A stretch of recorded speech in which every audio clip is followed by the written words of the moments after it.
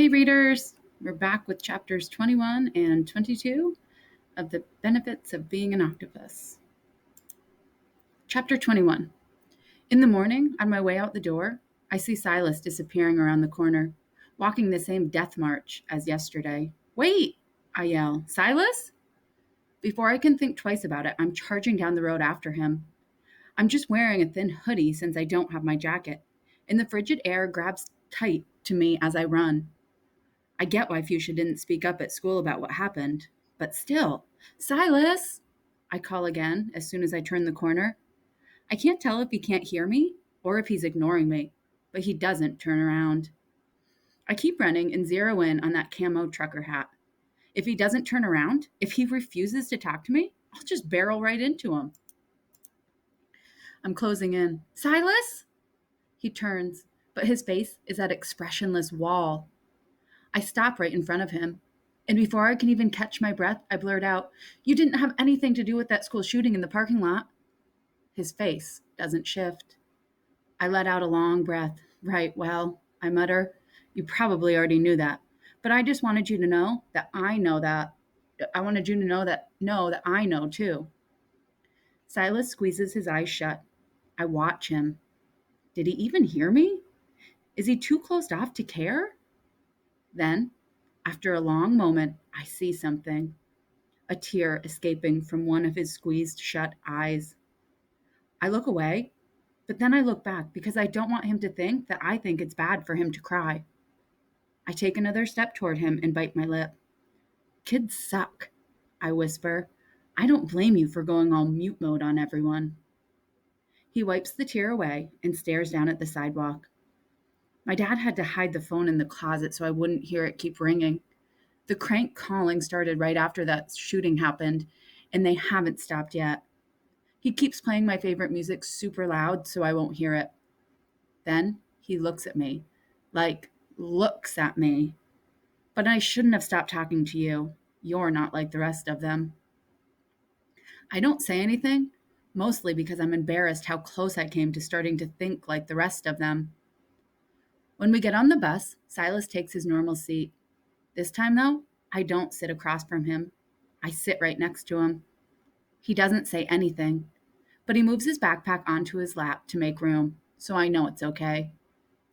Sometimes, if you don't have a jacket and you're sitting next to someone who does, you feel colder. But sometimes, if the right person is wearing it, you feel warmer. The problem is that even if I now know that Silas didn't have anything to do with the shooting, that doesn't change what other people think. Moments after we get off the bus, Brendan Farley walks by Silas and mutters, "Not in jail yet?"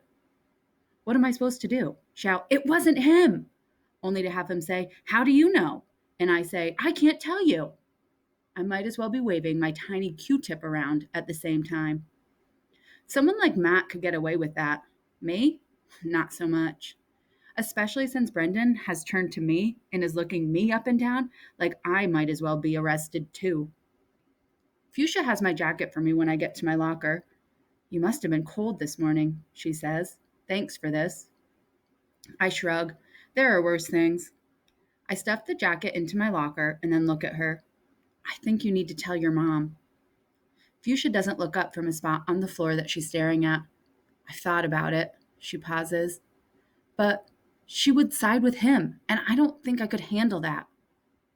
I open my mouth, but then close it again. What can I possibly say? Because I know exactly what she means. In homeroom, everyone is all in a tizzy because today was supposed to be the last day that you could order Valentine carnations. But Mr. Bontoff accidentally turned our homeroom's envelope early. Mr. Bontoff is hunched over at his desk doing attendance, while a mob of mostly girls crowds around his desk, almost like they're threatening to lift him out of his chair and hurl him all the way to the faculty room to fetch that form back. "We've already ordered 28 flowers," Mr. Bontoff says without looking up from his computer. "That's more than one per person in this homeroom. Just divide them up when the order comes in." "But I have 7 best friends who all sit at my lunch table with me," wails Savannah Bobbins. "I need to give all of them a special carnation." "You can't make me choose between my best friends and my boyfriend," Mr. Bontoff Taylor Dixwell says. Boyfriend, loud enough to take the walls down. She and Andy Carnelli were basically the first people to start being girlfriend boyfriend in a serious middle school way, and she doesn't let anyone forget it. Matt, as the new 7th grade student council president, takes charge. Mr. Bontoff, can't you understand what we're saying? All we need for you to do is go get the envelope back. I can even do it for you. Did you turn it in to Miss Holmes? Because I can go to her room right now and get it back from her. Mr. Bontoff shrugs. Whatever you want. Matt takes off like he's got a cape flying behind him and a giant S for 7th grade student council president emblazoned on his shirt. The rest of the kids practically swoon back into their chairs. At least Matt's going to take care of it. Thank goodness. Can you imagine having to just split up the carnations that were already ordered? I've never heard of anything so unfair. Ugh, that would be the worst thing ever. A few minutes later, Matt proudly comes back into the room holding aloft the envelope. Miss Holmes is even out sick today, but the sub and I managed to find this on her desk. I watch as kids crowd around Matt and the envelope waving their money, but all I can hear is those 3 words, worst thing ever. Kind of like how not getting to share your Mars colonization idea is so unfair. Because that's the difference, isn't it? For them, it's like an easy life is automatic. And when it's not, they're all ready to pour on righteous anger and think they can do something about it. Probably because they're armed with more than a measly Q-tip. I picture myself with that imaginary Q-tip. Honestly, what else do I have going to bat for me? And then Ms. Ranchambeau's words burble up from inside me against my will. Suck it up. Chapter 22. I managed to avoid Ms. Ranchambeau for almost the whole day, because what am I going to say when she asked me why I ran away before the mock debate yesterday? Lie and say my stomach hurt? But that, yeah, I was still able to walk all the way across town? Social studies is the last class of the day, and I purposefully slip into my seat right before it starts when Miss Ranchambeau is busy answering questions from that girl who keeps getting 97 somethings and wants to get 100s. And when I see her starting to zero in on me towards the end of class, I quickly stand up, mumble something about needing to go to the bathroom, and sign myself out before she can reach me.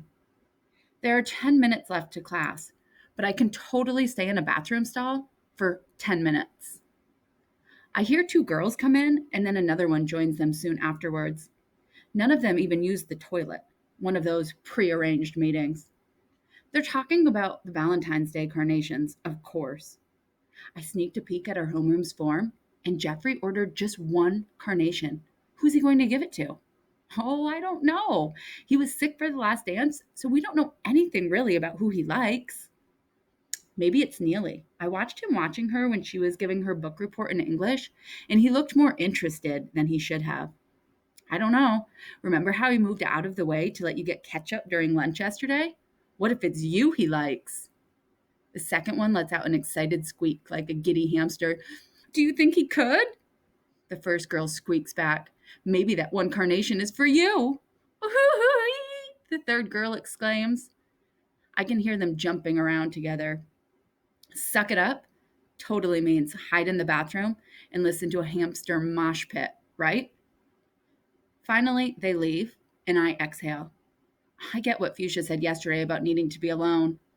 The only problem is it feels good for the first 2 seconds, but by the 3rd second, all I can think is, I'm all alone. Except when I hear a noise in the stall next to me and suddenly realize that I'm not. It's like a muffled sob. How long has someone been in there? I peek underneath the stall. The other girl is wearing pink sneakers, specifically Fuchsia's pink sneakers. Fuchsia? I say. No response. Are you okay? Another muffled sob. I push open my stall door and come around to knock on hers. Are you okay? I hear her slide the lock out of the way, and the door swings open to reveal a puffy, tear-stained Fuchsia. No, she sobs, I'm not. It's been years since I've seen Fuchsia cry. She was stone-faced when she was taken from her mom after that rainy day in 2nd grade. And since then, she'd get pulled from one foster family and plunked down in another. But did she ever cry? Did she ever do anything except roll her eyes and sigh and act like the world was just giving her a headache? But here she is, sitting on a toilet with tears pouring down her face, like that outer shell of a person has been kicked aside, and all that's left are her quivering, crumpled up insides. I squeeze right into the stall and wrap her up in a hug, a good one, like the ones that Connor sometimes gives me. Her chest is shuddering against me, and I keep holding her tight. I'm just so scared, she finally whispers into my shoulder. Are you scared of Michael? She gulps in air and pulls away from the hug to look at me. It's not just that. I was thinking about how you said I had a choice. Well, let's pretend I somehow find the courage to actually call DCF, and it's the wrong thing to do. The hair around her face is matted with tears, and I use my fingers to gently comb some of it back behind her ear. I know what foster care can be like, she continues. It wasn't that bad for me when I was in it, but it could have been so much worse. And what if I go back and it's a nightmare? And the whole time, all I can think is, I did this to myself. Her eyes are so scared, and I have no idea what to say. I pull her back into a hug. I always thought I hated having random people in control of my life. Her words are muffled against my shoulder. But it's like I need that. I don't want it to be up to me. I don't care who it is. I just want someone to decide. The bell rings, but I don't stop hugging her. I can walk all the way home if I have to. It's just so hard, she cries. But, I finally whisper, that doesn't mean that you don't know the right thing to do. Fuchsia pulls away and rubs her forehead. Yeah, the right thing to do means getting my mom so mad that she'll never forgive me and getting a guy angry with me with a gun. She closes her eyes. I've even memorized the DCF person's phone number. I just have to be brave enough to call it. She opens her eyes and looks up at the ceiling. And I'm not. I stare at her eyeliner streaked face and her swollen eyes. Why should anyone have to be that brave? Okay, Fuchsia finally says, standing up. My mom is probably waiting for me outside. I've got to go. Is there something I can do to help? She shakes her head. At least I can help her clean up her face before she leaves the bathroom. The eyeliner streaks are damp enough that a paper towel wipes them away. It's been a while since I've seen Fuchsia without makeup, though, and suddenly, I feel like I'm looking at her second grade self again. I didn't really know how to help back then, and I'm not sure I know any better now. Fuchsia doesn't want company when she heads out to the parking lot, and since when we pass by the doors next to the locker room, I can see her mom's car waiting there for her in the space where the buses had been. I don't argue. I didn't really have a choice, but it sure would have been a good day to catch the bus rather than having to walk home again. My feet still haven't forgiven me for turning them into chunks of ice. As I pass the entrance to the library, I peek inside. The two music stands are set up again for a mock debate. An eighth grade boy is already at one, and standing at the other is Matt Hubbard. I tuck myself behind the giant cardboard cutout of Harry Potter saying, "Read," and that Mr. Hurd has set up on the side of the entrance. Guns are exclusively for killing, Matt is saying, and why should we trust people with that ability when clearly the statistics show that people cannot be trusted? His voice is so confident, like he couldn't possibly be wrong. After he goes through all the horrible statistics he copied into his notebook, he finishes with a triumphant, "Guns are evil, and that's why we should take the steps needed to make our society safer and outlaw them completely." And wouldn't that be wonderful? The eighth grader starts in. For all law abiding citizens to be unarmed and defenseless at the mercy of criminals who, by the way, don't follow laws and will have all the guns they want. He's reading from his notebook too, like he did the same thing as Lydia and copied down the NRA talking points word for word. No, ladies and gentlemen, the answer is not outlawing guns. Instead, we need to be eliminating gun-free zones where innocent people can be picked off like pigeons on a power line. We don't need fewer guns. We need more guns in the hands of more people. Only that will make us safe. Not if those people are bullies. The words came out of my mouth, and not in a whisper either, but in a shout loud enough to get the whole debate club to turn and look at me. I've knocked over the friendly Harry Potter cardboard cutout, but I can't get myself to pick it up, mumble sorry, and run from the room. There is too much inside of me that's screaming. That eighth grader might not believe that stuff, but Frank does. And we deserve better than having everything decided by people like Matt and people like Frank. What about everyone in the middle? What do you think should happen when a kid is threatened by a grown up with a gun? I say, taking a step forward. Is she supposed to whip out her own and kill him? Because that's the kind of decision she needs weighing on her, right? I turn to face Matt Hubbard, and I don't care that he has nice brown eyes. Has it ever occurred to you that maybe guns aren't evil and that most people who own them aren't evil either? You're all so happy to decide Silas Fletcher is a monster just because he wears camo. Can you even fit into your brain the possibility that he's actually one of the most interesting people that goes to this school? And am I a monster too, just because I have a camo jacket? Are you happy to imagine the drool dripping off my monster jaws? Do you want to pretend I ate a whole bunch of babies for breakfast? Matt's mouth has dropped open, and the eighth grade boy is looking at me like I just beamed in from space.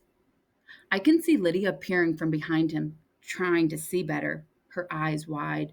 You need to wake up!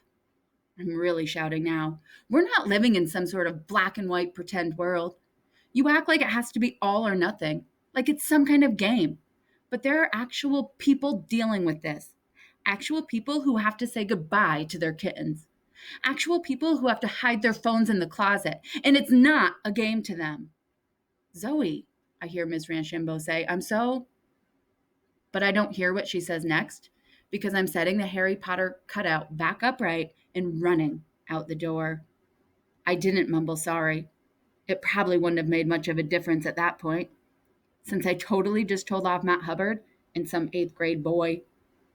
I stop running when I reach the sidewalk. I look up at the sky.